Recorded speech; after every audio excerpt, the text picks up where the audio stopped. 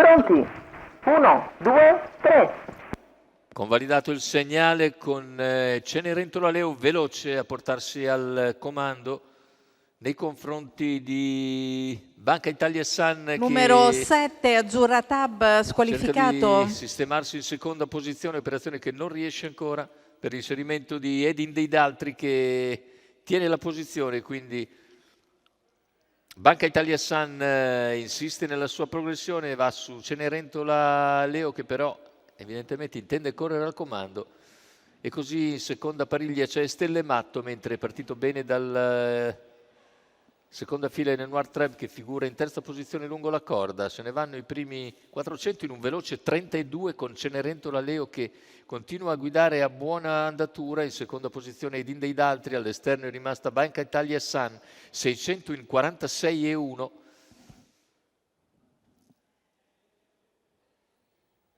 Tanto il gruppo, dal gruppo cerca di avanzare ora Stelle Matto, dalla terza posizione va su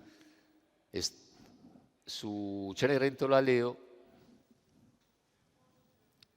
due cavalli di Sandro Miraglia che ora guidano la corsa con Cenerentola in vantaggio e Stelle Matto al suo esterno. Banca Italia San invece copre Edin Deidaltri. Per corsie esterne c'è anche Dance With Me che è in terza pariglia e è ben sistemata per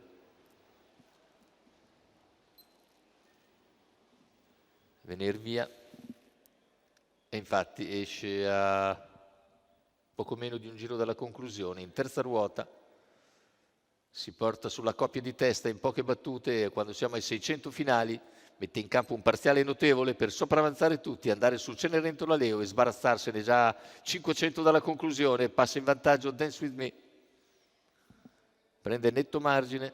Numero 3, Cenerentola Leo, squalificato. Cenerentola Leo, siamo sulla curva finale con Dance With Me che ha preso 3 di margine su Edin Deidaltri e tende ancora ad aumentare il vantaggio. E si apre la lotta per il secondo posto, mentre ha chiuso la partita già da tempo Dance With Me che entra in addirittura con una trentina di metri e allunga ancora Dance With Me e consegna il triplo a Vincenzo Luongo e Gennaro Casillo. Dance With Me facile sul traguardo, Edin Deidaltri ancora secondo.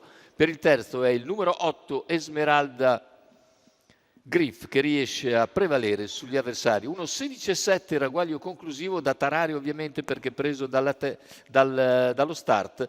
E Vincenzo Luongo ancora a segno con Dance With Me che vince davvero in maniera devastante oggi, una trentina di metri abbondanti sul traguardo la separano degli avversari, fra i quali Edin Deidaltri è ancora secondo nei confronti di Esmeralda Griff. Il successo quindi per Vincenzo Luongo, Gennaro Casillo, scuderia Quiriniana.